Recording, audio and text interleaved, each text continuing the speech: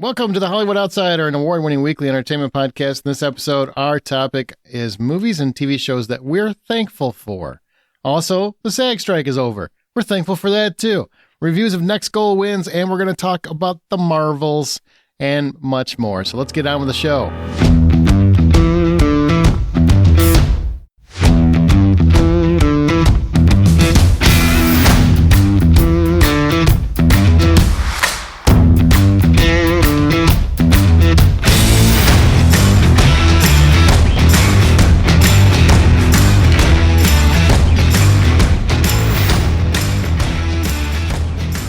My name is Aaron Peterson. Joining me today, my fellow host, John Davenport. Hey, buddy. How you doing today? Doing wonderful. Troy Heinrichs. This is a soccer show. What? Go! Go! No, just kidding. I don't know what the hell just happened, but He just tried to do wins. I won. The Spanish soccer announcer who's like, "Goal!" You've caused 3 car accidents, at least. Minimum. You're culpable. I'm not culpable of anything. I don't even watch soccer unless it's Ted Lasso. And it was barely Ted Lasso because it took you a while to even get into that. It's true. Remember, you can always find more information at thehollywoodoutsiders.com. Join our Facebook group. We're on Twitter at BuyPopcorn. Share your thoughts on this episode, on our social media. So, hey, what's up, guys? The SAG strike is finally over. It's being ratified. There's, I guess, a chance. I think Justine Bateman was trying to throw a wrench in this program, but so far it seems like it's going to go through. Well, she needed to get caught up on Game of Thrones. Yeah. I was going to say, when was the last time Justine was relevant? Damn. Oh, way to make her feel slighted. Okay. She did a wonderful movie a couple years ago, so there's that. You going to name drop it, or you're just going to say that? Violet. It's got Olivia Munn. I was having a brain freeze. I'm like, what was the name of it? No, it's Violet. It's a great movie. Great movie. Nobody saw it, but great movie. I saw it. Add it to the list. Yeah, I'll add it to your list. I'm sure you'll get right on it. You're so good at that. You know, you lost a bet, by the way. I know. I lost 2. We had a bet that Taylor Swift's movie wouldn't make over $350 million domestic. You're insane to think that it would. And I said, no chance. It's going to final under 200 million. So I'm just saying, you now have to watch a movie of my choosing at some point, unless you want to be a Welcher. I mean, Violet sounds good. I'll pop it in. No, I didn't pick a movie yet. No, Nope. You don't get to choose the movie. I get to choose the movie. It's going to be punishment. It's not going to be enjoyable. I'm not going to do enjoyable. If you want a great movie about an inner monologue, Violet's your movie. If you want to be punished, it's going to be something else. It's going to be like The Bed That Eats or something. I hope so. The Bed That Eats People. Yeah. Annihilation. Velocipaster. Oh, hey, awesome. No. You watch your mouth. That's too enjoyable. We got to find something else. I'll figure it out. I'll figure something out. Or maybe I'll pick one where you get to learn a lesson. Sure. It's a silent film. Oh, God, that would be punishment. That would be punishment. And then I'll quiz you on it to see if you actually watched the whole damn thing. Be like there The you go. Pastor's Wife or something. No, there's some. The Lodger's a great silent movie if you've never seen that. So there are good ones. So I won't put that one on the list. It is your choice. Mm-hmm. So you're saying you're not going to welch? No, it's a lot easier to watch a 90 to 180 minute movie than it is to watch 10 hours of TV. He still didn't answer me. John, did you hear that? He didn't quite answer me. Nope, he didn't quite answer that. Yeah. I said I wouldn't welch on this one. I'm still watching Justified. It's just slow. Make sure you pick one that's on a service where he can't watch it at 2x speed. Punish him even further. That's on all of them. You have to watch it at normal speed. No! And the Vader no comes flying out of him. Right. Oh. What about Padme? No. God, I hate that scene. That's so bad. Ugh. bad. Well, hey, you know what? Thankfully, we're going to get more scenes like that because the SAG-AFTRA strike is over here, so actors can get back to work. Yay! Here are the basics of what they got, just real quick. So a minimum 7% pay increase this year, followed by 4% and then 3.5% compounded next years. Significant AI protections, including consent to use your previous likeness in covered work or additional work. Fair pay for such. Performers receive pay for time that their scans are created and other attributes. Consent required to digitally alter performance unless it remains substantially as scripted. establishes very loose terms around the concept of synthetic performers, which means, AI-created performers. If a show or a film is in the top 20% of all products, performers receive a streaming bonus, what used to be called residuals.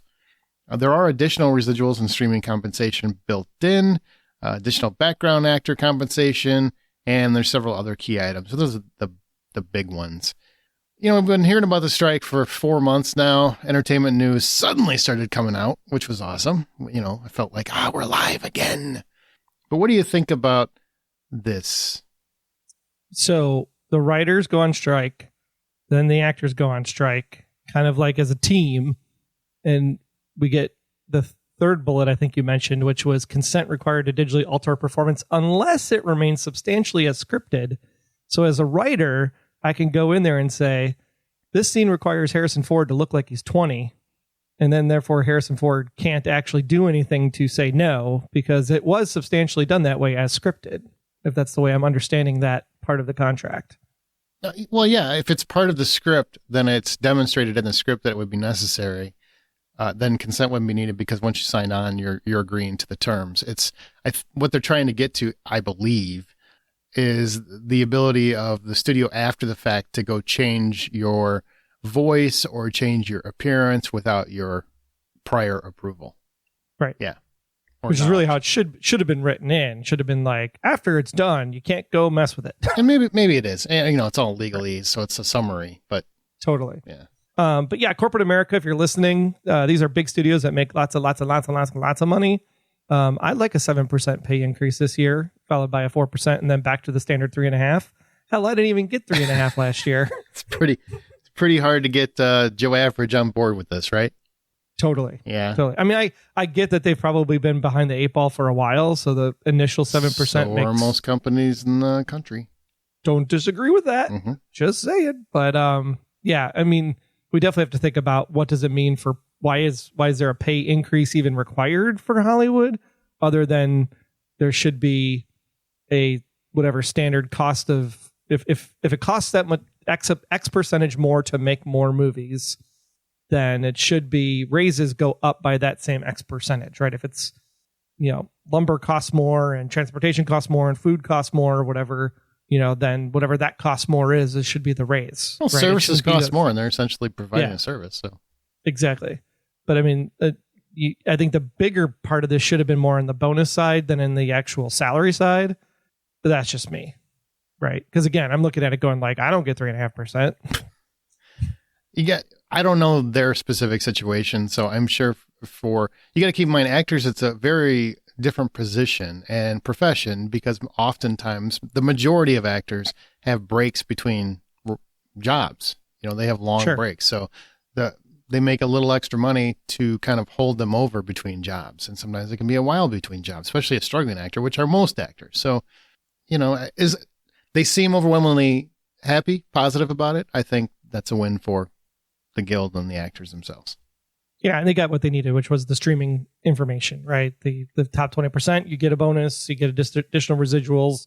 That's really what this was about. It wasn't about the AI and all that stuff. That was kind of like the nothing burger. I don't think it was a nothing burger. I think it was a bigger deal than it maybe either should have been or than we thought it would be. But I wouldn't call it a nothing burger.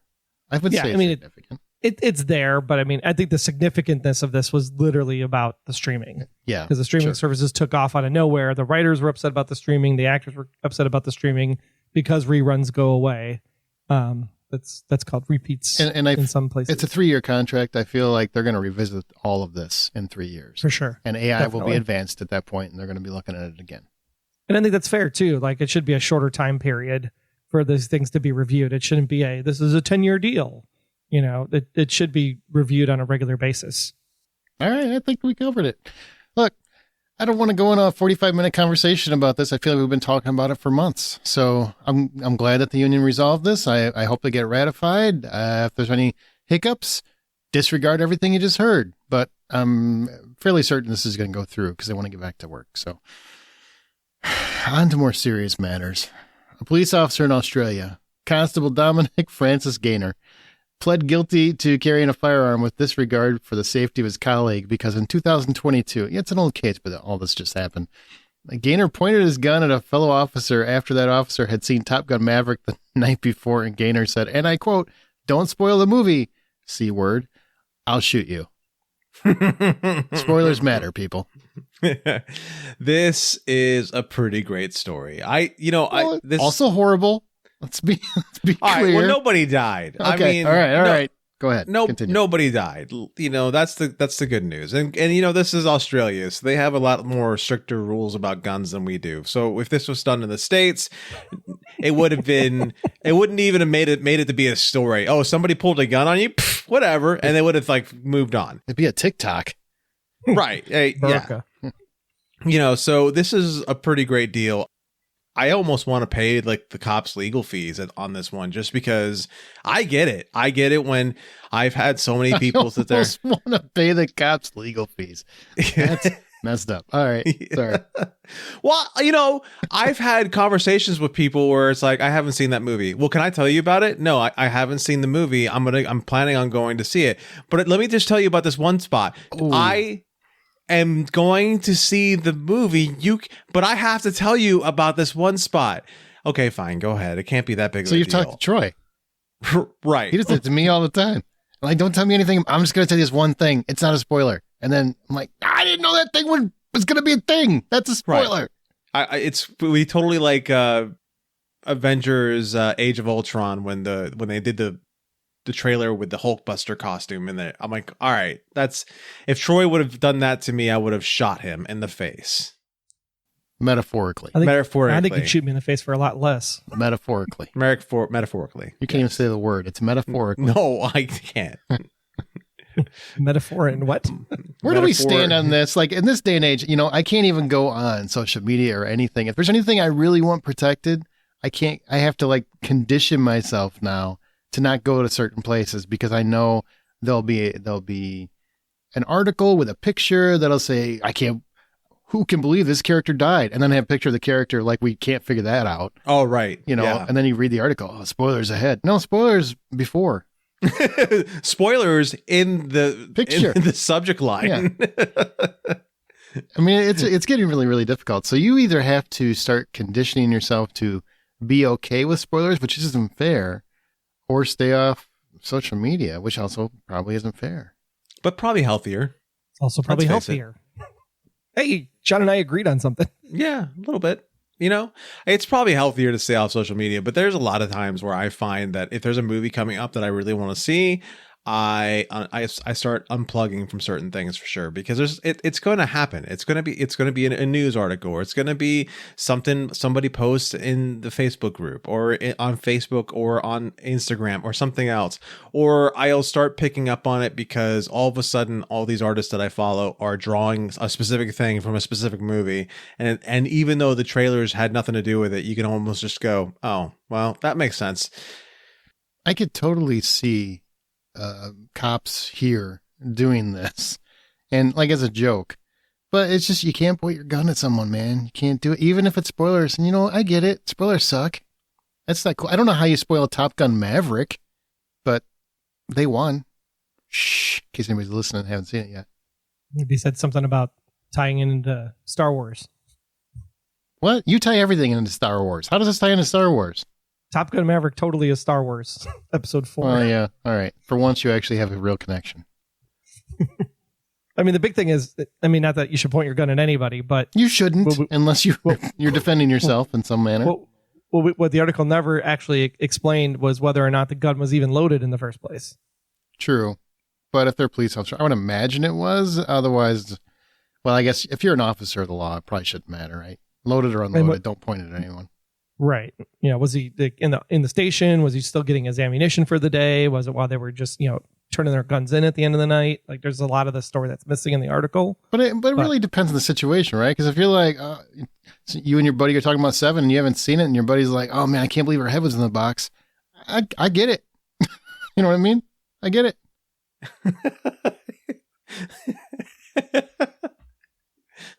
Is that what that joke meant? No, moral of the story, guns aren't toys. Thanks, Dad. Appreciate that. More important moral of the story, don't spoil movies for anyone. It's never cool. You're never a cool person by doing that. You're always the jerk when you do that. Always. Without fail. I was already a jerk, so that's why I just keep doing it to you. No, you don't do it like the direct one. You do that subtle spoiler thing, which I can't decide if it's worth. You're like, oh man, just wait until about 14.6 minutes in. That's when a big thing happens. That's the kind of spoilers that Troy gives. He doesn't say so-and-so, he doesn't say Bruce Willis is dead the whole time. He doesn't say that. He's like, man, at 1 hour and 52 minutes, when you find out what happened to Bruce Willis's character, that's the kind of spoiler Troy gives. Try to pump it up. Give you the... So the whole time, no, when you say that, like, there's this big thing that happens, and then I'm just waiting for the thing. The whole time, all I have in my mind is like, what's the thing? And I'm watching everything going, is it going to tell me what the thing is? Oh, that's what, okay, now I think I know what the thing is. It's just more disappointment. Well, with Troy, sometimes you find out that the big thing is only big to Troy. That's also true. Yeah, it's also true. There's this amazing thing that happens right there in 14 minutes in, and it's going to be great. You're going to love every single second. All I saw him do is pour some tea into a cup. Yeah, that's it. That was it. That was so good. Did you see the meaning? The meaning in the tea? Yeah. Didn't you see that? The whirlpool? Yeah, it was going the wrong way. Did you see the going symbol wrong in the way? froth in the coffee? That was the Westworld symbol. That's how the Barbie movie is totally Westworld. What are you doing to me right now? Oh wait, I could see that actually. It totally was. I know. Yeah, I picked the wrong two movies. You could totally the wrong make two that work. properties. Now that I think about it, God, maybe it is an extension. Maybe that's the conclusion. That's what happens when Dolores went back in. Yep. She ended up in Barbie Land. Oh, totally. She was Barbie Hammer. Barbie Hammer? Whatever. You mean Heimer? Heimer. I've heard it both ways. No, you haven't. No, I haven't, but still. You have not.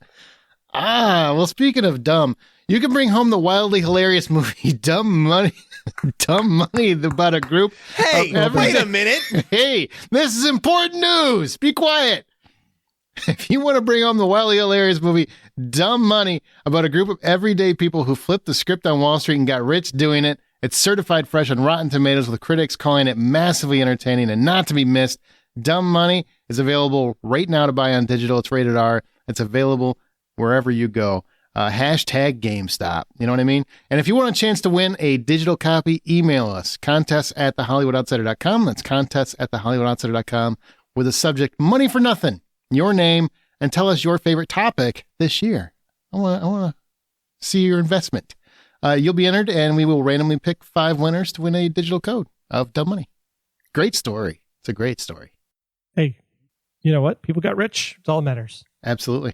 All about it. All right. Well, let's go to our From the Outside In topic. We're going to put reviews last because we want to talk about Marvels in spoilery fashion when we get there. So let's go to our From the Outside In topic.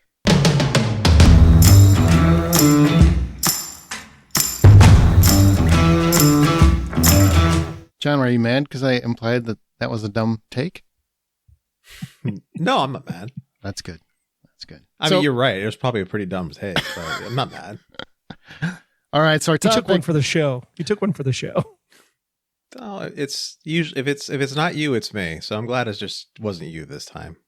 Well, Amanda's not here. We can just make fun of her. Yeah, I mean, if anyone's taken Fair. anything, it's always Amanda. Oh, wow. And moving on. I love you, Amanda. What movies or TV shows are you most thankful for? Now, what I mean by that is that they truly represent like a part of your own character or give you some emotional response that you carry with you to this day, and why. You know, we're in that time where everybody's thankful for something. What are the movies that you really, and TV shows that you're really thankful for? They give you a piece of peace or joy, or they're just part of who you are. I'll throw a one that might be newer to the current times. Mm-hmm. And I think that's going to be A Million Little Things. For you? Yeah. A Million Little Things for me, the 5 seasons it was on. Just watching those people and the friendships and how they went through a, tragedy with one of their friends passing away, and how they all kind of came together, become this like tight-knit group of people. You could almost call them a family together. We were actually going through something very similarly like that with a group of my friends over the last 2 years. So it was just kind of having like this like reminder of, your family isn't who you were born into. Your family are the people that you choose to hang around with on a regular basis, much like all of you, the listeners, are extended families of ours in this case. I think pretty sweet. That's probably, and I resonated with the Gary character a lot. I'm hoping it doesn't turn out the way Gary's character turns out. But speaking of spoilers, that's pretty what much happens to Gary? See the show. Shh. Watch the show. Gotta watch the show. Watch the show. Oh, I don't. Who's Gary? Just his his ability to be like a father to the kids whose father passed away in the pilot episode. His ability to be, this person who's taking care of another human being and how they come together, and then just how he'll basically go to the ends of the earth for someone and even risk going to jail himself, for a certain situation. I resonate with that character a lot, and it helped me get through that time of having my own friend pass away. And it just was like, I could see this in my own people. So I'm super appreciative for that particular show at the time it happened. All right, let's go a little round robin. That way we don't have to cut each other off. That's good. What about you, John? Well, I mean that there's so many things that I have to be thankful for in the way. That's why we go round robin. We go one at a time. Oh, I can't just spill everything all at once? No, because we'll be here for 10 minutes just listening to your monologue. Well, so I can't do a movie and a television show? Can you do one at a time?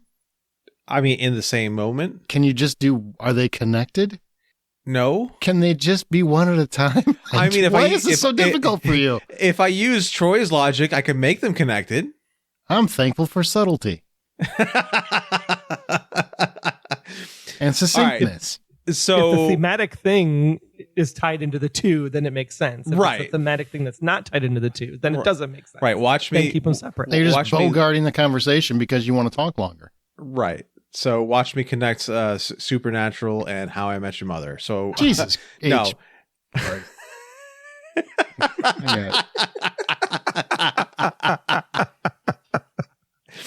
As far as recent things that I'm thankful for stuff like Reacher recently. It's been something that I really enjoyed, and since it's coming out, I've probably watched the season over and over again about 15 different times. It's something that I find comforting. Something that I enjoy. As much as I enjoy Reacher, I enjoy the other characters almost more than I do Reacher himself. And there's just something about the show that really speaks to me. So that's something that I've been able to kind of retreat into and enjoy on a pretty regular basis, and just like that world. Did you read the books at all? I've read one of the books. Because that's I'm with you on the whole character as a whole. I mean, I think the first Jack Reacher movie is fantastic.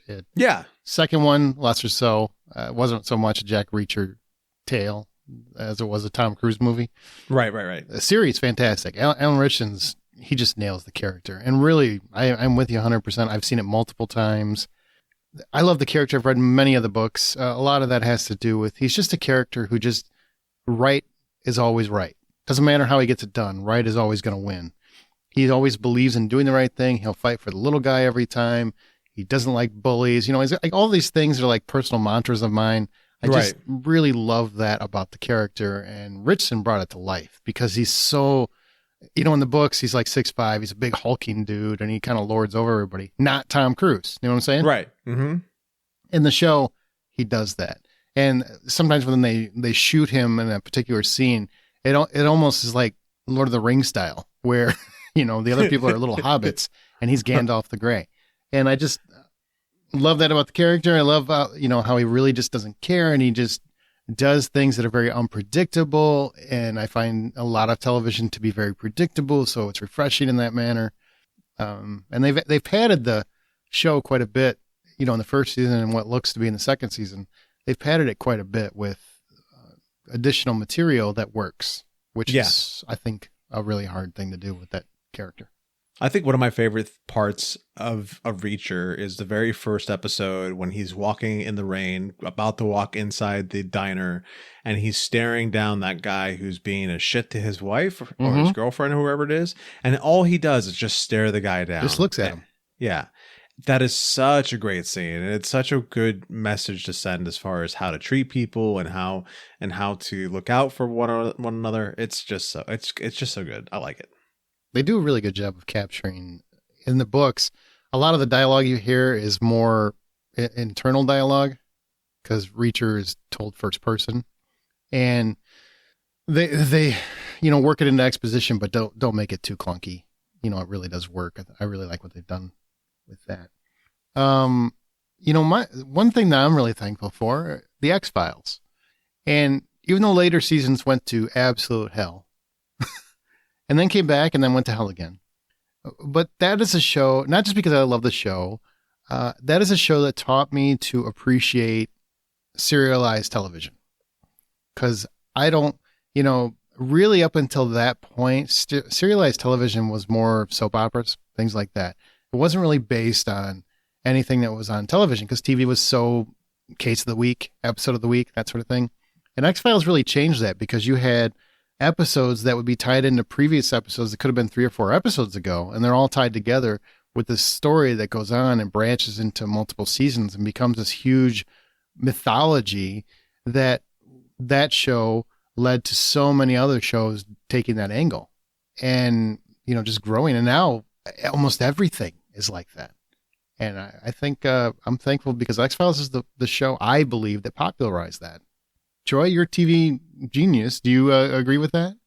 No, I think that's probably true. I never really thought about the X-Files being the first kind of serialized mythology-based item out there because I've always attributed that more towards like the Bad Robot days, as they progressed forward, like starting with Felicity. But X-Files was huge before that, long before that. Yeah. So, I mean, I never really even thought of it that way just because there's so many Case of the Week episodes, but you don't realize that each Case of the Week was actually throwing something together in order to make a grander finale at the end of the season, which tied into this like greater thing beyond that, right? Veronica Mars kind of fit that formula really well where they had an A story, which was the season whodunit thing. And then the B story was like a 6-episode arc. And then the C story was the Case of the Week. That model seems to work really, really well. And I wish more people would get back to that rather than, well, maybe it's a serialized. Well, maybe it's a, pick a format, stick to the format. Well, X-Files nailed the format, at least for the first 6 years until they, Mulder left and then it got crazy. Yeah, right up to that first movie. I think it was really good. It was good after the first movie. It was, to me. The movie was just bad. I like the movie. It's once Duchovny left, it became a different show and I didn't like it. And the ending, the last couple episodes were just atrocious. And then they came back with a revisited series and it had a lot of great moments. And then, of course, Chris Carter just doesn't know what he wants to do with that whole mythology. So know your mythology. Have a Bible. That's one thing we learned, too. And Millennium probably took a little bit from it as well. Sure it did. Yeah. I'm not sure which one I want to do next. So I guess we had a group of friends in college, and I'm really thankful for this tight-knit group of people because we watched Party of Five together. And that's cool. So like we had literally had like it was the last, other than recently with some friends of mine watching the last season of This Is Us. It was the last time we actually had like group physical same location TV watching. Where we would watch, Party of Five together. And I thought that was really cool because I think it solidified and bonded that group of people for many, many, many years to come. Still friends with many of them today. I thought that was like, I'm just super thankful for that time in my life and that group of people I hung out with and the fact that we can still check in on each other. And even though it's almost like 30 years ago now, which is crazy. But like just really thankful for those people and the time we spent together. We need more stuff like that. People don't talk about those kinds of memories and how TV brings people together. Watch parties and things like that. I had that with Game of Thrones. I mean, sometimes a TV show can bring people together where you can just like, let's all get together and watch this thing because we all bond over it. You can have like instant, like real emotional reactions. It's not like water cooler and it's not like social media. It's like a real instant connection over something. Had it with Lost. And I'll take this with a thread. So I'm not trying to do two at once, Aaron. But the thread is that it's okay if it's natural conversation. I'm okay.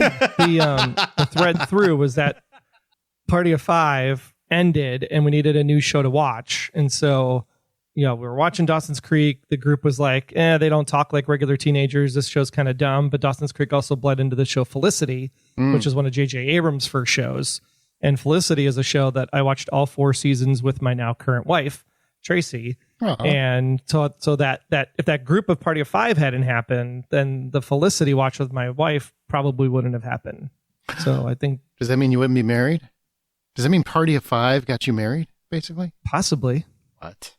Which is funny because that ties into then I watched Lost because, we had, the good old Dr.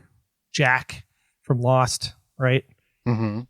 Mr. Fox. If you hadn't been on Party of 5, I wouldn't have actually started watching Lost because it was Fox plus J.J. Abrams got me to watch Lost. Oh, so we can be happy for Party of 5 and also pissed at it. Got it. Right. Yep. And we can never get away from it. We'll so come back to Lost. Are you done?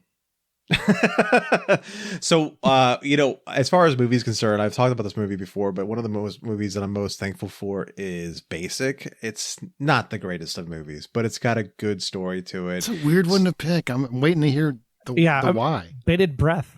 Yeah, so the reason why I'm thankful for it is because it's one of those movies that because it's quote unquote in Panama. And it's during the middle of the night, and it's a rainy night, and they do a really good job at capturing what it is to survive in the rain in the middle of the rainforest, which is it's constant and it happens all the time, which is what constant means. But the feeling to it is great.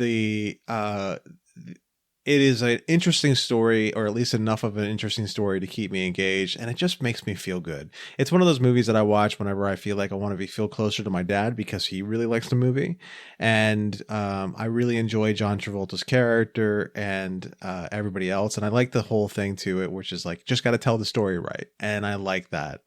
All right, well, you made reasonable explanation here, I guess. Why are you so shocked? You sound shocked. It's not a great random movie. I'm just like, if you're going to be thankful for something, I figured there was a really, that's a good reason. Hey, this is about where you our come John, from. though. It's our John Aaron. Yeah. We know he's a little bit kind of grumpy Gus and Eeyore. So it makes sense. Doesn't mean he references good bad movie. movies. I know, but they're not for bad. him, it might be just less than his level of great is a little bit lower. So it fits. Damn, he just threw shade right back at you. Yeah, it's funny. It's almost like I'm so used to not expecting the great out of things around me. Well, not with that attitude. I'm thankful for The Crow, the movie The Crow. Why is it? Is it because it's been so hard to remake that movie that they keep getting close to it and then just veering off to the left? I feel like if there's ever anything they should just leave alone, that's something Agree. they should leave alone. It's just, yes, the story behind it is tragic for people that might not know. I mean, it's 30 years old at this point, but The Crow, Brandon Lee was the actor, Bruce Lee's son. He was making the film. He got killed during filming because of a rogue round in a firearm. Michael Massey as the poor actor that was holding the gun at the time. His whole life was destroyed for quite some time. His whole career took a bad turn just because of the guilt, and it wasn't even his fault. He had no control over it. But Brandon Lee died, and the film at that point was thought to never be made. And then Brandon Lee's mother and family, they wanted it completed, so they did complete the film. I was a huge fan of Brandon Lee, like an up-and-coming fan. I had seen Showdown in Little Tokyo. I had seen Rapid Fire. I was so excited for The Crow. I just love the idea of they're going to make this a movie. This is awesome. And then that happened. And I remember seeing it on an opening weekend twice and just having such an emotional reaction because, the death kind of hit me because I was becoming a huge fan of his. But then just seeing the film and the whole crux of the film revolves around someone who's murdered before their time and then comes back and gets revenge on those that done him wrong. And then it has this horribly tragic finale that is just beautifully handled with a wonderful score and soundtrack. just really, really hits me personally, and still does to this day. Like, it's just one of those movies where I can put on if I want to feel something emotional for whatever reason. It also connected with me because my grandfather died around the same time. It's just there's a lot of emotional resonance for me, and so I'm very thankful for that movie. I think that The Crow was one of those movies that just hit in a certain time, and where the overall openness to people was different than it is today, and the overall there's a level of cynicism that we didn't have then, we definitely have today. I can tell you that I've had so many conversations with people ever since that movie came out about how Brandon Lee meant so much to them. They never knew who he was until they saw that movie, and they felt so connected to him, and they feel like they understand his spirit and they understand his soul and all these things about that movie. It just really hit people in such a way that I don't understand it, but I respect it a lot. And it is a beautiful movie as far as the way the story works and the way the ending happens. It's just can't be beat. I think my next one is going to be probably Fringe. And the reason I say Fringe is because I think over Lost for this exact moment is that Fringe is the one show that actually got me more into wanting to do a podcast than just listen to podcasts. And because of that, I ended up becoming friends with a guy named Wayne Henderson. You've heard him on Remake This Movie Right a few times and doing all of our movie trailers on that podcast here on the Hollywood Outsider Network. And he did a show called Fringe Casting with Wayne and Dan. And I was listening to his podcast and would leave audio feedback and stuff on his podcast because I really, really enjoyed the show Fringe. Like, it was probably one of like X-Files for modern times at that point.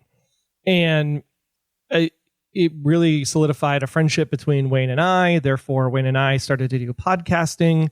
If Wayne and I hadn't done a podcast for Under the Dome on CBS, we never would have met the people that were doing Under the Dome for TV Talk. And if we hadn't met the people that did Under the Dome for TV Talk, we never would have gotten invited to be part of TV Talk, which is where we ended up getting the Blacklist assigned to us. And that led to the Blacklist Exposed on Golden Spiral Media. Also, I met Aaron on TV Talk, who was doing the Sleepy Hollow podcast. And that led to Aaron and I exchanging the ability to get Packers tickets. And then we became friends, and Aaron came and joined me on the Blacklist Exposed. And we rocked that out for Aaron for 9 years, me for 10 years. And that's why I'm sitting here today. So if it wasn't for Fringe, none of this would have happened. That's fantastic. See, Aaron, now I understand why you don't like Fringe. I do like Fringe. I just never finished Fringe. Once you get to the fourth season, and it's like, basically it's a multiverse. And if you know anything about me, I'm not a fan of the multiverse concept. Yeah, they only do that multiverse thing for a very long. There's a reason for it. Right. There's always a reason for it. In the end, it makes sense, and they don't really do anything stupid with it. I will say that Fringe is by far one of my favorite television shows in history. I have revisited that one several times, especially in the last few years, as I have needed some place to retreat back to, some place that feels good, some place that feels like home, and some place that feels mine. And Fringe happens to be one of those places that I get to retreat into.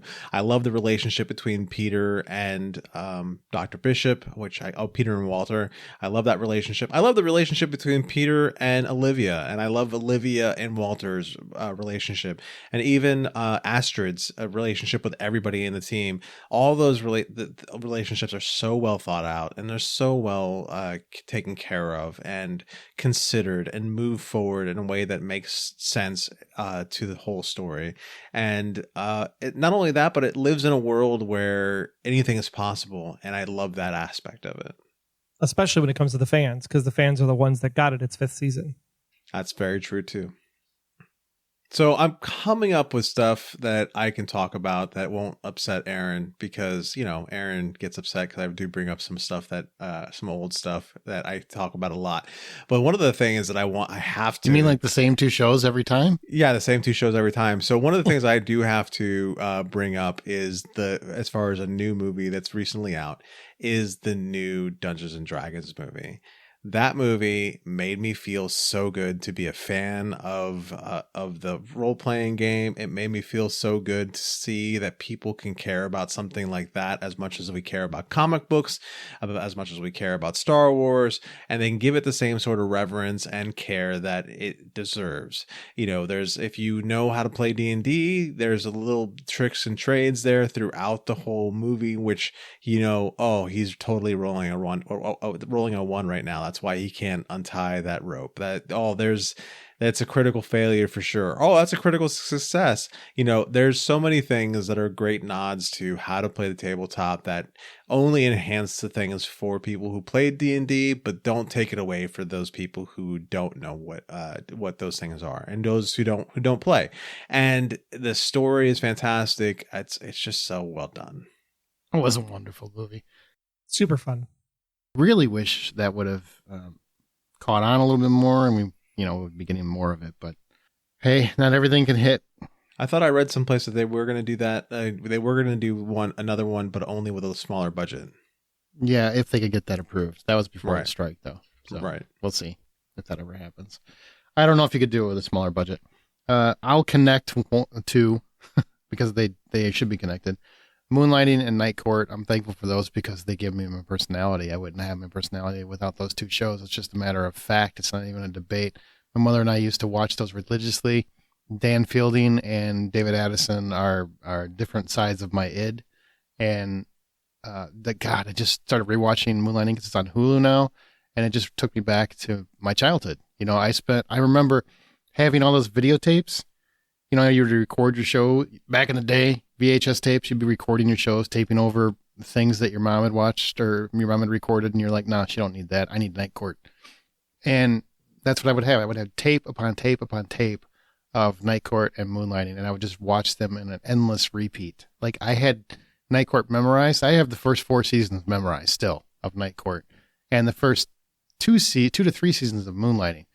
So I'm actually rewatching it on Hulu and with my wife who had never seen a lot of the episodes, and I'm telling her the joke before it hits, and I have to stop myself because I'm just that well aware of how the humor works and the beats and everything else. And I forgot just how wonderfully romantic it was shot and how just warmly lit Sybil Shepherd is in every single frame. It's just and David Addison is, Bruce Willis is shot very normally. He's just, rough and tumble, and that's just how he's shot. But every time you get a close-up of Sybil Shepherd, it's very soft.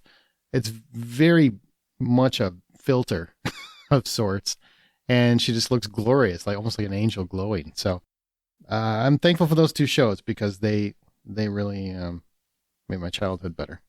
They really used that Vaseline on the lens trick for Sybil Shepherd, but couldn't care less for Bruce, huh? Pretty much, yep. Well, I never got into Moonlighting. It wasn't my thing, but God, Night Court. I recently, I would say in the last year, sat down and watched as much Night Court as I possibly could before I just got carried away and did something else, which I think I watched the first 4 or 5 seasons of it. You say that your personality is made up of Dan Fielding. Mine it's really like a trifecta of Dan Fielding, Harry Stone, and Bull Shannon that I kind of pick and choose my favorite parts of. Okay. I loved Harry for the fact that he never gave up on people, how he always saw the best that he could in people. I love Dan for the fact that he was guarded in the way that he's guarded, and he was so snarky and fun. And then I love Bull just for his openness, his ability to be kind of childlike, is just things that I loved about that character, and the fact that as soon as he had to stand up for somebody, it was a problem for whoever he was standing up against. Those are all things that I loved about all those characters. I love those shows too. I was a maybe sideline watcher, picked up an episode here and there. I never really watched all of them all the way through. But I'm glad that they informed the characterization of the 2 of you, because if you were any different, I don't know if I'd be able to put up with your bullshit every week. Aw. So, God, I wish you watched it more.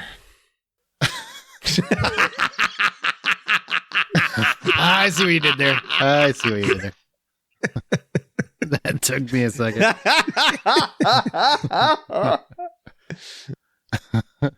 I kid. I love Troy. Well, he's got a little bit of that, Psych. Psych. We're all on board with the Psych train. Like we're Yes, all, yeah. we're we all are. thankful for Psych. Oh, absolutely. So Sean and Gus forever. You know what I mean? In a way, Scrubs as well. I never got into Scrubs, but Scrubs you guys is like every time I think about Scrubs, I can't stop thinking about there was two things that I think about the most when it comes to Scrubs: the Brendan Fraser episode, but really the whole Guy Love song, where they start singing this whole song about how Turk and JD are best friends and they have love for each other and they're not afraid to show love for each other. There's that it was, in a way, it was so before its time, because it wasn't like a bro thing. It was definitely a different kind of more realistic or more accessible to love each other and accept the fact that you're so different from one another. Also, I mean, everybody talks about the Buffy musical being one of the best musical TV episodes. I think Scrubs actually capitalized on that fame because that musical episode encapsulated everything that Scrubs was into that musical. And I thought it was really fantastic how they were able to pull that off, because I didn't think they were going to be able to pull it off for a 22-minute sitcom. Yeah, no, they really did pull that off. And the whole series, the series as a whole, up until they lost the hospital technically, and had to change their cast because people were leaving, they did such a good job of balancing the humor, but with abject terror of what it is like to work in a hospital. Like, they did such a good job of making sure that you were able to enjoy it, but there is some real aspects that they let sink in, and how that affected everybody. Yeah, it was like they took the relationship side of Grey's Anatomy combined with the seriousness and drama of ER and just added humor to it, and it just was like the perfect combo. And I don't even look at the post season 8 Scrubs as Scrubs. I think of it as like Saved by the Bell, the new class. It's really Scrubs, the new class. Yeah. When that finale happens and JD walks out of the hospital down the hallway with everybody there, I mean, and just the ending, it's so perfect for that show. But yeah, when you go back and think about TV and how they teach TV, that episode with Brendan Fraser, My Screw Up in season 3, that is the quintessential episode of how to write extremely well and produced well and executed well. That is probably like the best episode of television ever done. And that's not as a super fan. That's like articles have said, like, this is how you write a script, because you're on your toes for the entire 22 minutes. And it feels like a 45-minute drama, like just executed perfectly. But yeah, I love pennies. I love eagles. I love taxidermy dogs. I love poopers on the roof. I love all kinds of things from that show. Okay. All right, then. I guess probably my final one, since we're probably running long, but you have to mention Lost. I mean, No, you have to mention Lost. I don't have to mention Lost. None of us need to really Lost do that. was no. Sorry, John. I know it's a hard spot for you now.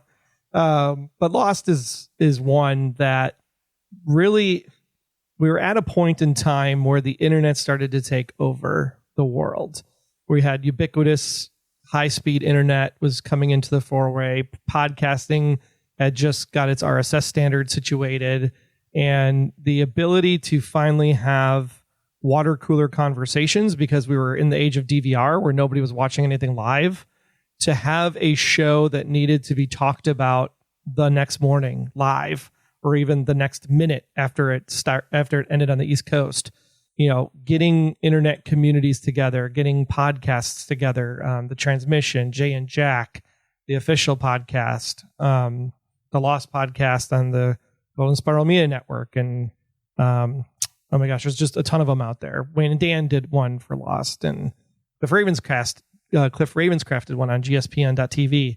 And it was just, that was like a moment where internet people became friends, right? We were literally this group of complete geeks that were looking up websites and books and research, and what was the book that Sawyer was reading this week? Are there clues in that book? And what's the question mark? And like the sleuthing that went on for 5 to 6 seasons on that show was pretty impressive on what the internet was able to come to do as a community to come together for like a common good. And I don't understand why we haven't been able to recapture that yet. Game of Thrones might have been there, but Game of Thrones was, more of the, keyboard warrior, I'm right, you're wrong, Star Wars kind of feel. Lost felt like it was the last like good thing on the internet, right? Especially because they did these alternate reality games on the internet where you got to bounce around and share clues with people. Oh, I figured this one out. And you had to like get a team of people together to like figure out stuff because you couldn't do it on your own. Some people knew hex and some people knew binary and some people knew ASCII. And it's like, it was so cool. And I think what people didn't really understand in that show, Aaron, was that it was about the people. Jesus. This stupid argument again. And not about the island. You're right. And we just spent 6 years trying, having mysteries every freaking episode about the island. But you're right. It was all about the people. The island didn't matter. Weird. But the people... No, if that was true, it could have happened in a skyscraper. It couldn't. It had to happen on that freaking island. It could have. So the island mattered. I mean, it could have. But the people happened in on the a show... skyscraper. Yeah. But the people and the journeys they went on and why they were lost and why they were broken and why they needed each other and why these people met at this particular time and this particular place, that was the message the show was saying. And that's what was happening in real life. We were all meeting together at this one point, at this one time, in this particular place, and talking and sharing and going on journeys. And you found people that liked the same things you did and people that didn't like the same things you did, but you were able to still be friends like Aaron and I. And you were able to like just make that happen. And if it wasn't for Lost, Fringe doesn't happen and podcasting doesn't happen and the way it does with these fan podcasts. And it's just, Lost was such a pivotal moment and the biggest pilot ever on TV at that point. So they're like, oh, we can do, $1 million TV show. So Game of Thrones happens. It's a quintessential shift in television that we've been trying to recreate ever since. And it just hasn't happened like Lost has happened until Game of Thrones in a different way. So I'm just really super thankful for what it gave to the television industry, to the actors, to the friends that were made from it, to the point where we're now trying to fund a documentary for it. I would equate it to Game of Thrones. I feel like, at least in my circles, it felt very similar. It was a little bigger with Game of Thrones because I had more people that wanted to watch it with me than Lost. Lost was very niche. It wasn't as mass appeal, I guess. But similar. Yeah, similar. Till the end. So I really loved Lost for what it did to TV at the time, but I hate what it did to TV since. And the reason why I say that is because it's not necessarily that TV has gotten worse or that TV, shows aren't as good or anything else like that. But there was a shift in people themselves that were fans of Lost that to me seemed to not let go of the fact that Lost is gone. So if there was another show that came along that was could have had its chances or could have been just as decent, but it wasn't Lost. So it wasn't good enough for people. We had a couple of different shows that came out around the same time or near the end of Lost, like Fast Forward, which was a really good first season of television, got canceled. Flash Forward. I believe it was called Evolution, was another one that was a really great first season of television. 13 episodes, didn't get anything moving forward. There's a lot of things that nobody really wanted to give a chance to because it wasn't Lost. This is something where I start blaming the fandom of Lost for it, because if it's not something they love right away, like they quote unquote did for Lost, then they weren't going to give it time. And there's a lot of things we all missed out on because of it. So as much as I appreciate Lost, fuck Lost. Man, I think that has more to do with studio heads that are trying to replicate Lost success than it is the fans. I don't know how that's their fault that they enjoy something. I agree with Aaron 100%. Because I loved Flash Forward. I think it was Revolution. I think was the one you were looking for, which actually had Elizabeth on there. No. Who was one of the actors from Lost. No, it's Evolution. It's the one with Lake Bell. No, Surface. I'm sorry. That's Surface. That's Surface. Surface. Yeah. Yeah. It dealt with Boy, Evolution. you were so committed to your argument, too. You're like, no, it was Evolution. No. It was... Surface was good. No, that's a movie with David Duchovny. That's another great movie that I love so much. The Aliens. Yeah, that one was Aliens. Yeah. Yeah. The aliens and the hurricane. That was No, that was something else. That wasn't Surface. That was Invasion. That was Invasion. Something like that. Start with an I. Yeah. There's been 100 of Invasion. them. There's been 100 of them. You'll be going on this forever. Right. Yeah. But I think Aaron's right. I think it's really the studio execs were like, this is too complicated. We're losing viewers. This is too, and somehow Manifest of all freaking shows is the one that goes like 5 years. I don't understand, because I gave up on that show as a Lost fan because it did get stupid. I think he just proved my point. Did he? Last one. Let's not fight for Lost for 45 minutes. I am going to say that I'm thankful for Godzilla, just because Godzilla reminds me of that childlike wonder that I like to keep and I want to enjoy. And it also reconnects me to people in my family that I get to relive some memories while I'm watching it, or as if I was watching it with them. And it's just, I love Godzilla, and I love where Godzilla is going, and I love how he's a big deal again. Even if he's not that big of a deal, he's a big deal to me. And that's why I love Godzilla. That's good, man. That's what you're thankful for, right? My last one, my biggest one is Indiana Jones. I've professed my love for most of the movies multiple times in this podcast over the years. But when I was a kid, Indiana Jones, Raiders of the Lost Ark, Temple of Doom, Last Crusade, all those, they were just like the highlight of my childhood. They were the best thing about my childhood. I got a fedora for Christmas one year, and I wore it like the whole year. I got a generic wannabe whip. I was constantly getting myself in trouble with that thing. I was just wanted to adventure. It made me discover history, made me discover archaeology, made me discover dinosaurs. Like it just propelled a lot of learning in my own mind, as well as a lot of adventure. I wanted to go out and I wanted to discover things, and I wanted to get caught up in adventures, and it like really unlocked the creative portion of my mind. For a lot of people it would probably be Star Wars and things like that. That wasn't what really unlocked my creativity. It was Indiana Jones. It was just taking you to treasure hunts, and that whole concept is just, I just love it. If to this day, if you say, hey, I've got a map, we're gonna want to go on a treasure hunt, I'm gonna be like, yeah I do.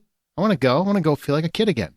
And two of my best movie going memories are centered around Indiana Jones. The first time, three of them actually. The first time we went inside Indiana Jones, the Temple of Doom, my entire family went with, because I was so excited to see the second one that they all wanted to be part of it.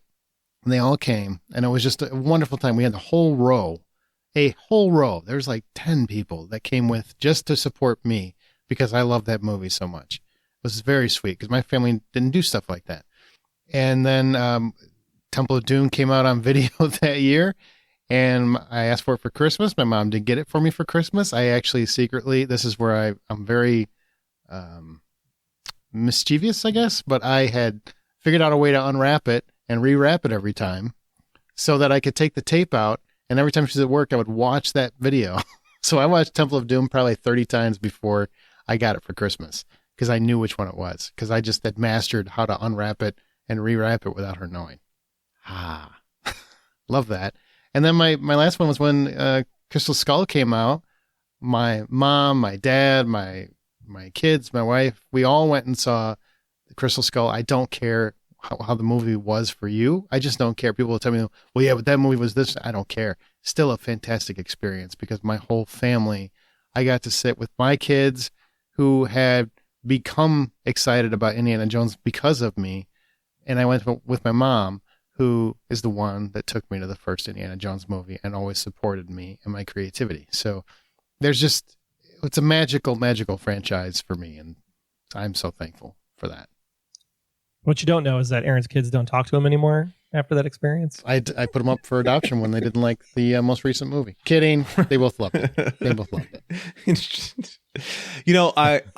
I like that in a lot of ways. I mean, it goes back to one of the reasons why certain movies or certain experiences that I have always take me back to my brother, because when it came to going to the movies, that's who I went to the movies with.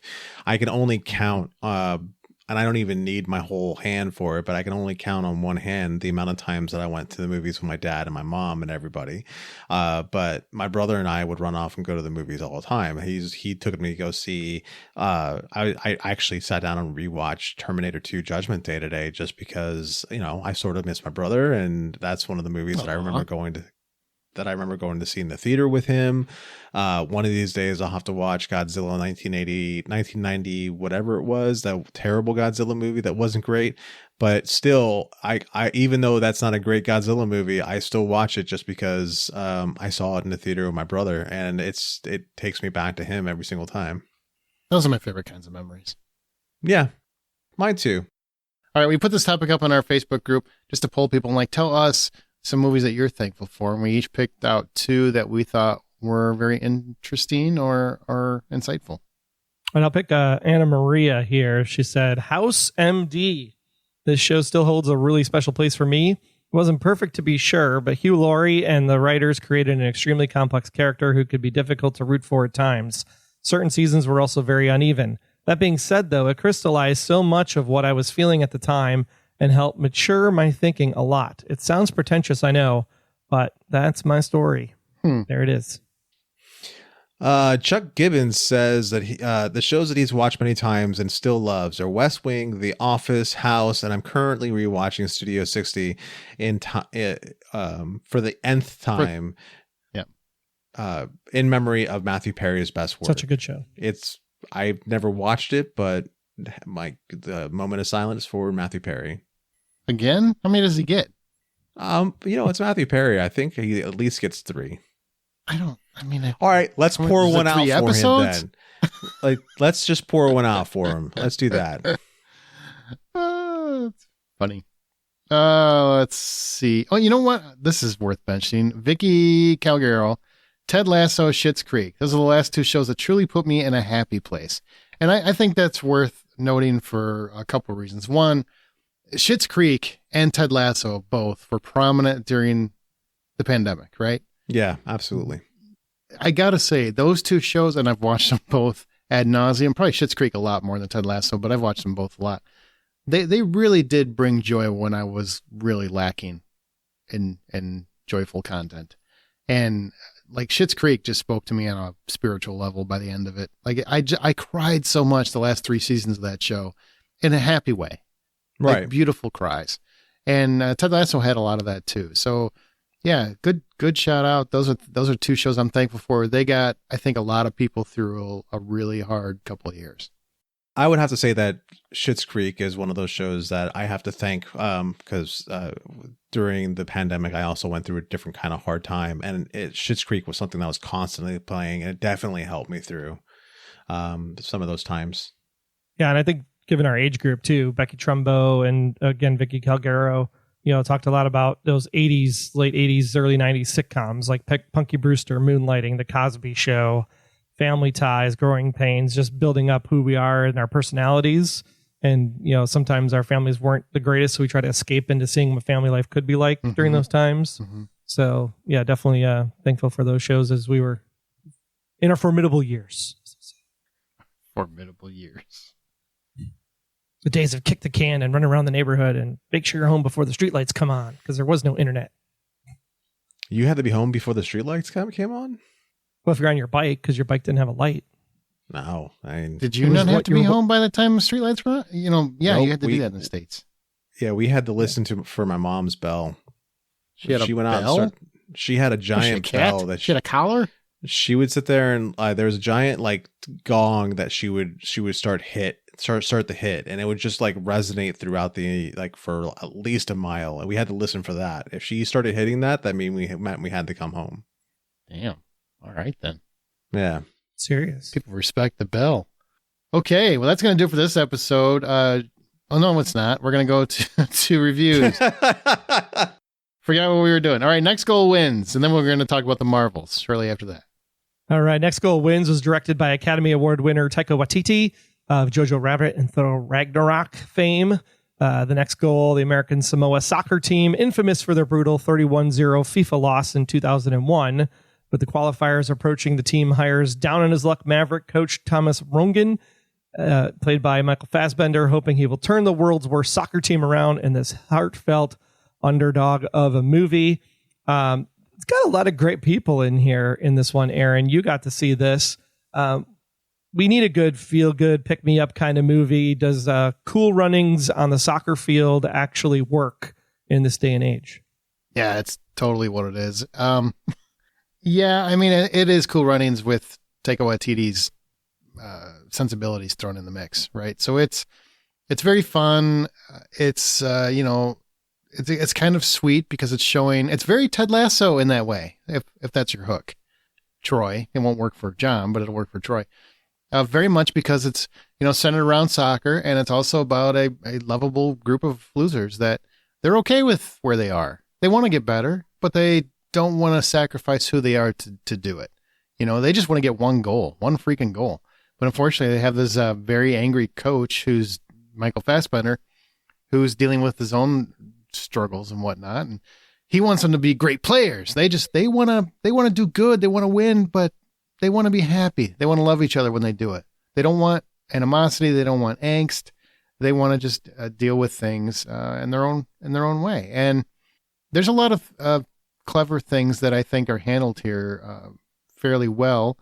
There's the Kaimana plays a trans player, which is really a very important aspect to the story and works so well because it isn't like trying to hammer any lesson into your head. It's just basically showing, hey, just a person. It's just a person, and she's just a person. She's on the team, and how that interaction with Michael Fassbender's character, who doesn't understand because of where he's coming from, where he's coached male soccer teams before, and it doesn't make any sense to him, and he has to come around to it. That storyline actually works really, really well. It's very, very sweet and very heartfelt. Love that aspect of it. It's a fun movie. It's meant to be just kind of, sweet family entertainment, and that's what it is. The only thing I would say is that it does go from 0 to 60 a little too fast. I mean, I feel like he changes his personality way too quick, but I also think that's probably the only mistake on the movie's part is I think Michael Fassbender, though a wonderful dramatic actor, the killer, very, very great in that movie, wonderful in that movie, I think he's miscast here. I mean, you talk about like all the things that were done on the field with the team and all of that, but more importantly, it's about this American Samoa group of people. Does it do a good representation of what it's like to be an American Samoan and the things that they stand for culturally, and as they have this conflict with Michael Fassbender as a coach? Yeah, that's what I'm mostly speaking to. I mean, they refuse to basically go to his level. They don't want to be the best in the world because they would have to change who they are. They want to continue to be positive thinking people, kind people, loving people, open to everyone. That's who they are, and they want to remain that way. They want to get better, but they don't want to sacrifice who they are to do it. And that's, I think, the moral of the story. What about runtime? I mean, movies are getting longer. Does this feel like in that 90-minute stretch, like it's 90 minutes, or does it feel like it's 60 because of how fast paced and how quickly the plot moves? Well, it's an hour and 43. So it definitely doesn't feel 90, and it doesn't feel an hour. It feels well paced. It actually feels appropriate. I wasn't bored. That's good. I wasn't bored. Yeah, I mean, because you get a lot of times with these kinds of feel-good movies, it's a very similar script, right? Oh, hey, we're a horrible team, and oh, hey, look, we're getting better, and oh, hey, we had a setback, and oh, hey, we win at the end. Is there anything surprising in this movie that wouldn't fit that formula that people should look out for? No, it's pretty formulaic. I mean, I think if you've seen the trailer, you kind of get what kind of movie it is, but it is entertaining, and there's a lot of humor and a lot of love. There's a lot of love in it, too. It doesn't quite hit the Ted Lasso level, but it gets there. It gets close. All right. Well, if Next Goal Wins is $10 to go see, what are you giving it? I give it $6.50. I think it'd be a little bit higher, but there's a lot of scenes where I just feel like Michael Fassbender is not the right guy for this role. Okay, so now we're going to talk about the Marvels. Troy has headed out of here because we're going to talk a little bit about the spoilers of this one. Just know I really enjoyed this film. I was pleasantly surprised with how fun it was. Overall thoughts. John, do you agree or you don't agree? Yeah, no, I agree wholeheartedly. I found this to be one of those Marvel movies where I found myself laughing and smiling more than not. So, yeah, I wholeheartedly agree. Okay, so we're going to dance into spoilers here, so just be warned if you haven't seen the film. But Carol Danvers, a.k.a. Captain Marvel, has reclaimed her identity from the tyrannical Kree and taken revenge on the Supreme Intelligence. But unintended consequences see Carol shouldering the burden of a destabilized universe. When her duties send her to a wormhole linked to a Kree revolutionary, her powers become entangled with that of a Jersey City superfan, Kamala Khan, a.k.a. Miss Marvel, who's absolutely adorable, and Carol's estranged niece, now Saber astronaut, Captain Monica Rambeau. Lots of captains run around. Some misses and a captain. And of course, this is just one more example of how the trio will go higher, further, and faster together. Now, that was a lot of words put together. What I want to ask you first up, when it comes to the Marvels, what did you think about the chemistry of the three leads? Because they chose to not really have Captain Marvel be number one on the call sheet. I think this is shared pretty evenly, actually. During the beginning of the movie, I sort of caught myself thinking it's really Miss Marvel and Captain Marvel's movie. But then as the movie progresses, you are in the middle of the movie and it's really all three of them, you know, Captain Marvel, Miss Marvel, Binary, all of them are interacting pretty well. And then it becomes very much about Captain Marvel and Binary, or Monica Rambeau. I'm assuming she's supposed to be Binary, but I don't know. I like the way they did this shift, because they were able to really bring Brie Larson back down to earth, because in the first movie she didn't have much personality. She didn't have that charm that she has in so many other things that we've seen her in. And here she's got that charm. She's got that ability. She's finally settled into the role, and I'm okay with seeing her here and appreciating her and Tiana and Iman very much. How about you? Yeah, I think Tiana probably didn't stand out as much as the other two, but hers is more, she has more of a serious role. Aman Vellani, who plays Kamala, is the star of the movie to me. I mean, she was the absolute highlight. There wasn't a section of the film where she shows up that she wasn't the most interesting thing on the screen, which is saying something when your sequel to one of the most popular Marvel movies that we've had, which is Captain Marvel, was a huge monster hit. It's the most successful female superhero movie of all time. This, it was an interesting way to go, because it's not focused really solely on her, and honestly isn't the most interesting character in it. I find that interesting. But I will say, in complete fairness, I was not a fan of Brie Larson in Captain Marvel. Thought she was very stiff and kind of boring and mundane. Loved her here. Yes. Yeah, I agree. Agree with both those points. She made the adjustments that were necessary. They tweaked the script, I guess, probably to kind of suit her a little bit more. Nia DaCosta, who directed this, obviously understands the value of making this team flow, because they have a really nice dynamic. And even though, I said Tiana is Monica Rambeau, I don't think her character's any less. I just think she didn't get some of the flashier things to do. She didn't have the jokes that Kamala has, and she didn't have, a lot of the heroics that Carol Danvers has, because she's Captain Marvel. She can do a lot more than both of these two. Right.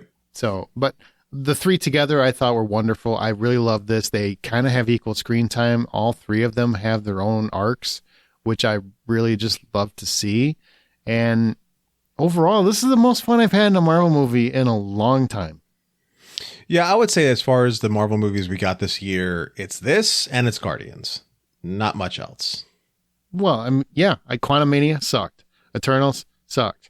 The last Thor movie sucked. I haven't really had a lot of fun. I feel like Guardians was more heartfelt. Right. Had a lot of fun, of course, too. A great movie. Don't get me wrong. I loved Guardians 3. I just feel like maybe this one, because it took me by surprise. I wasn't expecting much. I was so let down by Captain Marvel, the first movie. I wasn't expecting a whole lot. And I had Quantumania, which I really did not like that movie at all. And Thor, I thought was awful. So I was like, well, this is gonna, whatever. and I ended up loving it. Like, I had no problems with any scene. I was just so enthralled with everything that was happening in this trio. And especially like the first half hour, and I know some people probably were getting annoyed with it, but that whole switching where they where they were punching and each of them are switching places because basically they have this power that traps them together. And so when they hit with the right hand or whatever, it would switch places. It's whenever they use their powers at the same time, their light powers at the same time. And they would switch places and they would alternate. And this goes on for like 20 or 25 minutes, 30 minutes, whatever it is. And I thought it was just masterfully done. Like, Nia DaCosta directed this, shot this, and I'm sure the editors that worked on it just did a beautiful job because it was flawless as far as I was concerned. I was so energized by how they did that. They did a really good job with the beats, with the pacing of it. They did a good job with making sure that it told the story in such a way that it was followable, but also it was engaging, especially each time, because each time somebody was a fish out of water in their situation, and they had to reset every single time. So especially seeing Kamala Khan running around the Kree spaceship and then meeting Goose and then being like, and freaking out over Goose and Goose doing Goose things. Like, that was just great. Oh, Goose was so great. And every time Kamala she would, oh my God, the herding cat scene. Oh yeah. Fantastic. This the idea of like, we're going to swallow up all these people. That was such a Guardian scene, wasn't it? Oh, absolutely. It took me completely out of my shoes, man. I was just shook. Yeah. We're going to actually be herding cats. I loved it. So genius, man. There's a lot of inventiveness here that, the first movie could have used. Really just could have used. They go to the singing planet. That felt like, man, that's Taika Waititi or James Gunn. That really felt like one of their elements. Didn't really feel like anything we've seen in other Marvel movies. And I loved it. And I know some people hated it, like a singing planet. I thought it was great, man. Women love to sing. There's nothing wrong with that. So they go to a planet and they sing. And it's just the idea of the kind of stiff Captain Marvel I remembered actually being married on a planet where she has to sing all the time, I thought was wonderful. Yeah. Oh God, that was one of the best points where when the prince starts speaking English or speaking normally without the singing, and she's like, yeah, he's bilingual. That was so great. It's just a small, stupid joke, but it fits so well in there. The thing that I thought was really interesting is it's okay. So the movie, it's taking place on several different planets, right? And it has sort of that planetary feel to it, but it's shot very tight. It's either you're on a corridor in a spaceship, or you're on a space station, or you're in Kamala's house, and it kind of stays like that for a long time, and then it never gets into this point where you really are in this big, vast, open world that has huge world-ending stakes, and even the moments that have world-ending stakes don't feel that bad. You know what I mean? Yes, like it felt like a more condensed version of the bigger Marvel movies. Right. It wasn't so like the world's going to end again. The world's going to end again. I mean, yes, it meant the world could end for sure, or a world could end. But in the same time, it played it down a little bit. Yeah, that's absolutely true. I agree with that. Yeah, it wasn't so much like here's this MacGuffin we have to chase, and then here's this big light beam in the sky. It wasn't so much of that, or if it was so well put in that you didn't notice it like you do in a lot of other things. And there's a lot of family dynamics at play.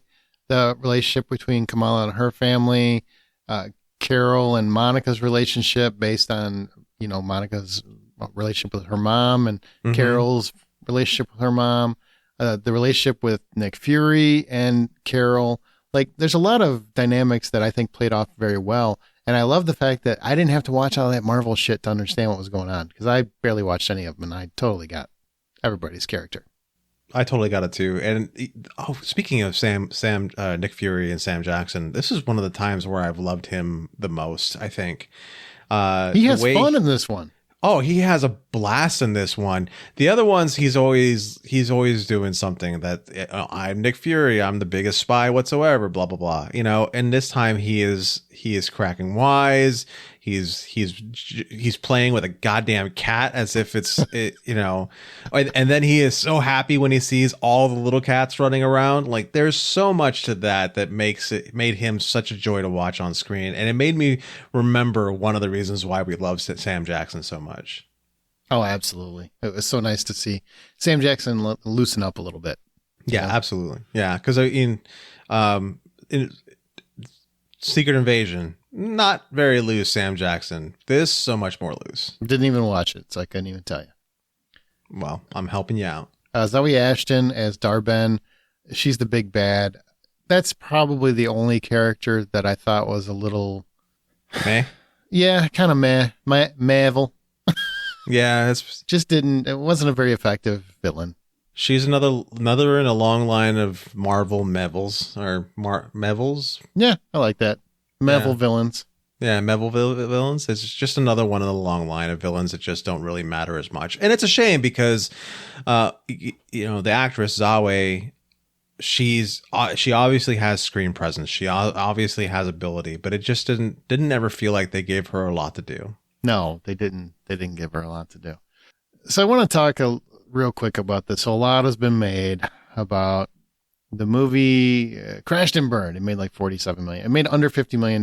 Lowest opening weekend for any Marvel Cinematic Universe official movie, right? Mm-hmm. And 110 or so worldwide when it opened. So a lot of people are saying, well, obviously the movie sucked. And the critics, were kind of pulverizing it a little bit.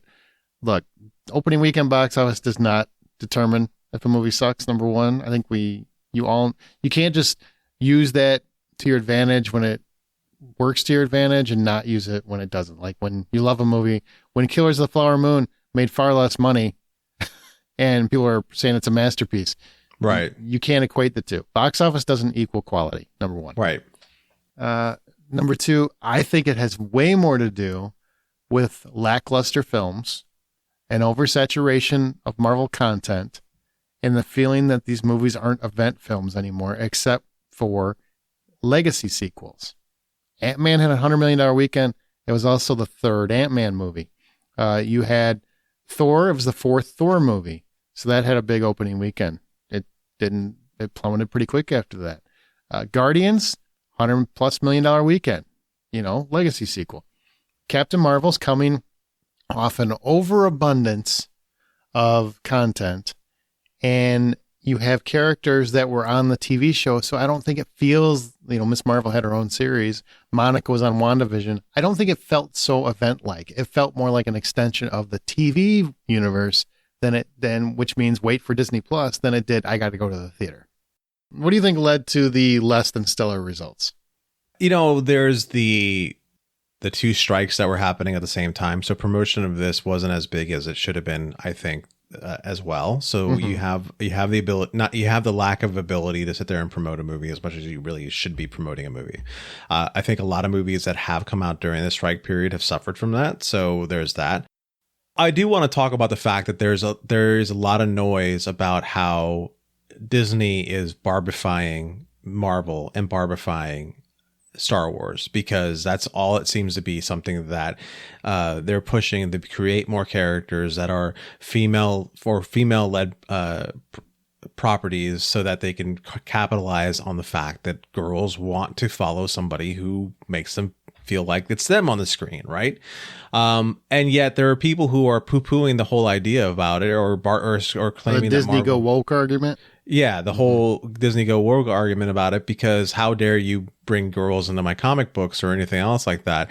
To which I say, shut up, enjoy the show, and have a good time. Stop trying to make this argument that it's because they're trying to create things that are more universally accepted. That's it. That's where I was going to go with it. Things that are more universally accepted, more things that are more appealing to another part of the demographics that are available out there. So why not do that? Like, I don't get it. But that's another thing too, where there is a lot of noise against this movie because of how it's a female-led property. Why don't they ever say that when it's like a male-led property? Because it's usually guys saying it. That's fair. There's no validity to it. The movie's fun. It's just, it's fun. I don't care who the stars of it are. The stars work. They are entertaining, male, female, whatever. It's a good time, and it's way better than freaking Quantum Mania or any of that nonsense. And I tell you what, I also think the multiverse has burned people out. I feel like the woke argument you're trying to bring up, people only mention that when something doesn't do well, but if something does great, they leave it alone. How Barbie was pretty freaking woke and did great. Right. If you're going to use that as your barometer. I just think it's a ridiculous argument that just makes people feel like they can point a finger or something. And whatever. This is a fun movie. It's a return to form, I think, for Marvel. Don't care if it's men, women, whatever. Just make me a good movie. And they made a good movie. I will say that they made a good movie. I'm not going to say yet that it's a return to form because it's just two movies back to back that are, Not even back to back because Thor sucked. No. Guardians was the most Guardians recent came movie. out before Thor. No, it didn't. Yes, it did. Thor Love and Thunder came out in July. No, it didn't. Oh, shit. You're right. Came out last year. Son of a bitch. It was Guardians of the Galaxy that came out in July. Okay, it's July. No, well, Guardians came out in May. Okay, May. All right. So I'm wrong too. But yeah, okay. I thought you were about to drive me to the point where I thought I was crazy because I'm like, I know Love and Thunder is older than that. Anyway, go back with your point. Anyways, that's two movies, Guardians and this. To me, that's a coincidence. It's not a trend yet. I hope, well, return to form for me, I don't mean like all their stuff is going to be return to form. I just mean like I enjoyed myself in a Marvel movie. Taking out Guardians 3 because I don't want to count that one just because I feel like that's James Gunn, so you already got a more stacked deck. That's fair. Bunch of the previous Marvel content I didn't care for. It was just mediocre to me, and I was very much like I don't care anymore about the MCU. Like Kevin Feige's even, hey, you don't have to see everything anymore. Yeah, it's good you said that because I'm not going to do it. Just don't care. I canceled my Disney Plus because I can't be bothered anymore. It's too bad. I hope this builds word of mouth. I hope, you have the holidays coming up and everything else. I really, really hope that this builds word of mouth because this is the kind of fun family movie I would like to see more people go see, All right. So the Stinger, we got to talk about the Stinger before we end this, right? All right. Yeah, we can. We can? You don't want to, it's the X-Men. You don't want to talk about the X-Men? I was not impressed by it. Everyone I know is losing their shit over it, and you're like, I was not impressed. Beast showing up, it does not impress me. Okay, so the part that was cool about it was a very well formed Beast on screen. However, because it's all CGI, and that's fine. It didn't look terrible, and he was being voiced by Kelsey Grammer, which is also very cool. But I'm like, all right, well, that's great. The X-Men are in a different version of the universe. Well, they're going to tie it into the multiverse again, right? And that's why I'm annoyed by it. Yeah, I'm sick of the multiverse. I am. Why does it have to be part of the multiverse? I don't understand why it has to be part of the multiverse. I don't want it to be part of the multiverse. Why don't I just punch my microphone while I'm at it? But it doesn't, like, if they were going to put it in the universe, put it in the greater universe. Don't make it something where we have to bounce through universes. Well, there's two things. You also have Monica waking up to her mom in an alternate universe, right? So you do have that. Right. Then you have the X-Men. And I think it's going to tie into Deadpool 3 for sure, because they're going to run into a lot of Fox properties, and that's going to be in the official Marvel Cinematic Universe. So I think you're going to get some connections there. So like Deadpool breaks the multiverse and we're all in one universe? If anybody could, wouldn't it be Deadpool? I'm not arguing the fact. I'm actually going, hey, okay, that is something that makes sense. One cool thing I can say is that if you've got Monica's mom, who's essentially Captain Marvel in this universe, that also means that there's a chance that we will see a fully powered Rogue in the new universe. Oh, not like the version that they did for Fox movies? Yeah, not like the version they did from Fox movies. Because for those who don't know, Rogue got her super strength and flying ability from stealing power from Captain Marvel, and that's how she became the Rogue from the comic books that everyone knows, where she flies. She doesn't do the light beams or anything else like that because those somehow didn't last, but she got She got Captain Marvel's super strength. She got Captain Marvel's durability, and she got Captain Marvel's ability to fly. So yeah. Yeah, and her mom gets called binary at the end, right? Somebody gets called binary. I think he calls Maria, the mom, binary. But you think that Monica is binary in the regular world. Right. Got it. Interesting. Also, in regards to that ending, I just want to say that Iman Vellani as Miss Marvel is the best thing to happen to the MCU since Rocket Raccoon. I'm going on record. I'm saying for sure she's the best thing since Rocket Raccoon. I think she's an absolute delight. I love her every time she's on screen. She makes this movie pop. And seeing her as the new Nick Fury recruiting Kate Bishop at the end has me stoked. Absolutely stoked. Well, that's where we're at with the Marvels. I'm very curious to see where we go next. I really think they're retooling Marvel. There's a lot of speculation about retooling the whole Kang storyline. We talked about that in our episode last week. So if you didn't hear it, go back and listen to that episode. We talked about it pretty lengthy. But if $10 is the full price of admission, what do you give the Marvels? The Marvels is a solid $7.50. I give it $8. I had a wonderful time. And that's it, guys. We're done now. So remember, the next time you head to a theater to see the Marvels, go to the theater, or, it looks way better than the Hunger Games prequel. Really? Oh, God. You know what? Go see the Marvels instead of the Hunger Games prequel. It just doesn't even look You know, Gina Carano wants you to go see the Marvels. Fair point. All right. Take care, guys. Remember, the next time you do that, buy popcorn.